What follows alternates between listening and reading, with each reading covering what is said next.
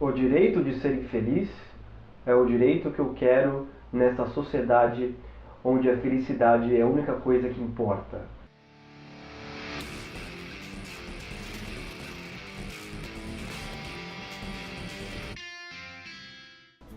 Bem-vindos ao canal do Professor Oliveira, e hoje eu quero apresentar para vocês um novo livro, aliás, um livro muito ótimo, que é o livro do Aldous Huxley, Admirável Mundo Novo. É um livro que realmente vale muito a pena, né? Esse livro foi escrito em 1932, muito interessante, e o autor, ele acertou muita coisa que ia acontecer, né? O livro ele é uma espécie de futuro imaginário, que ele imaginou que ia acontecer na raça humana durante a década de 80 ou de 70, né? E tem até um livro depois, que é algumas meditações dele, algumas pessoas perguntando, e aí, por que o Senhor acertou tanto assim? Aí ele falou, bem, não sou um profeta, não tirei nada da minha cabeça. Eu, na verdade, acertei porque eu andava com as pessoas que queriam fazer uma reengenharia social da humanidade. Não conformados com a natureza humana, elas queriam mudar. E eu simplesmente peguei todas essas ideias e eu falei, eu vou escrever um romance. Por isso que saiu o livro Admirável Mundo Novo, e é um clássico que vai perdurar gerações, né? Mas quais são esses elementos que ele acertou tanto, que é em voga hoje, como fake news, como Estado totalitário, uma mistura de socialismo, um capitalismo, o aborto, entre outras coisas, né? Ele conseguiu colocar todos esses elementos que já na década de 30, vamos dizer assim, os projetistas da humanidade, como diz o C.S. Lewis em seu livro Abolição do Homem, já imaginava mais ou menos o que iria acontecer. Quero falar alguns aspectos desse livro. Então, por exemplo, a história ela já começa dizendo que na verdade as mulheres não têm mais filhos. O aborto é uma prática livre. Olha que interessante. Isso me imaginou numa época que o aborto era quase... ninguém pensava nisso. O aborto era uma prática livre, mas basicamente não tinha aborto. Certo? As mulheres já andavam com uma espécie de vestimenta que injetava nelas uma espécie de anticoncepcional para assim evitar aborto. Todas as crianças, elas na verdade são feitas em fábricas, não é? E elas têm um número de série e tal, cada uma tem uma função na sociedade.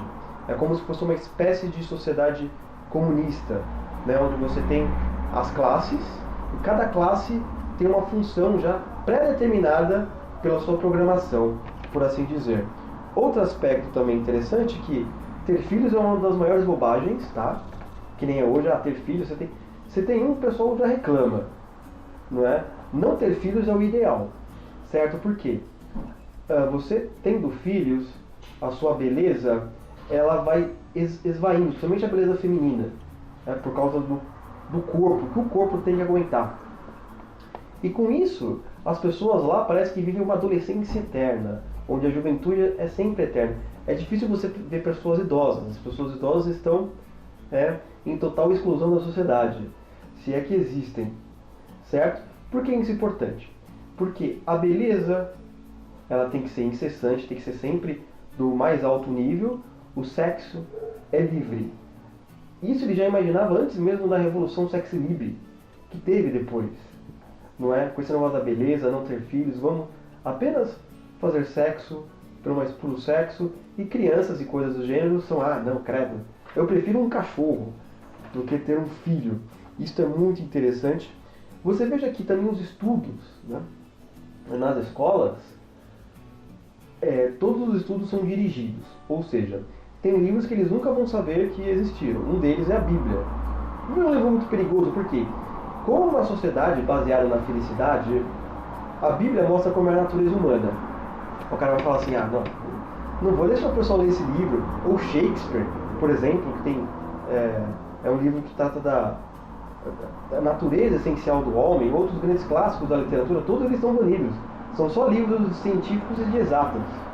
São esses únicos livros que valem a pena ser lidos, né? Porque a felicidade é a coisa que mais importa ali naquela sociedade.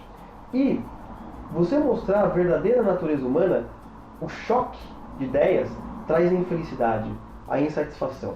Tanto é que, por exemplo, a sociedade ali, ela não é essa coisa pueril que o pessoal fala, não. Existe o socialismo aqui, existe o capitalismo ali. Não. É uma sociedade cujo governo é socialista, só que dentro dos seus meios de produção, a sociedade é capitalista, ou seja, é uma espécie de globalismo mesmo. Você tem um líder mundial, uma comunidade global, a qual obedece um cabeça, e esse cabeça sabe de todas as coisas, sabe da Bíblia, sabe dos grandes clássicos e etc. No entanto, a comercialização de produtos continua, vamos dizer assim, numa espécie de capitalismo mais normal. Né? Ainda tem assim, óbvio, tem alguns oligopólios, mas é como se, né, é essa fusão mesmo. O autor já previu isso, porque é muito difícil você tirar o capitalismo de todas as coisas. Você pode ver na própria União Soviética, que o pessoal falava, não, que é pro comunismo que nada. Dentro mesmo da União Soviética, você tinha um mercado negro, né, onde as pessoas iam comprar as coisas. Você vê que tinha um capitalismo ali por baixo. Então, esses elementos são muito interessantes. E a nossa sociedade, ela está mais ou menos, tá, baseada nessas coisas. Nós temos elementos tanto socialistas, ao mesmo tempo alguns elementos capitalistas. Ela é uma mistura, né? Quando você tem muito mercado, você chega lá ao governo e vai tirando suas liberdades, aumentando os impostos, e vai tendo a personificação do líder, que você tem no livro, e isso é uma coisa muito interessante. Se você desobedecer às normas de conduta, não é simplesmente um crime, é um pecado. A separação, o próprio partido virou a religião. Muito interessante. E nós temos o Deus também, né? O Deus é o próprio Ford. É aquele do carro mesmo.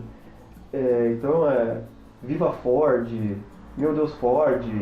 Então, você vê como o autor consegue prever essa mistura, né, de socialismo e capitalismo.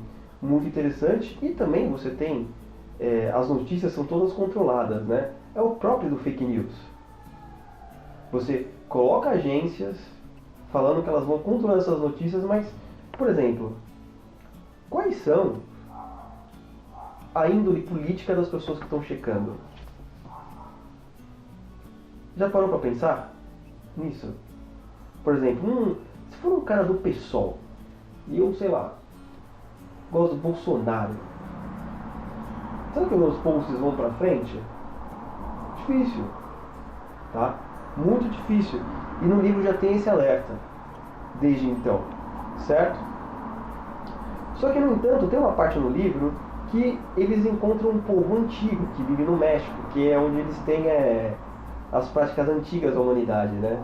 As pessoas nascem normalmente, tá? Leem Shakespeare, né? E tem a sua religião, etc. E assim, o personagem principal, pelo menos o que deveria ser um dos principais, ele fica um pouco assustado assim, com essas coisas. Nossa, tem pessoas velhas aqui, eu nunca vi isso.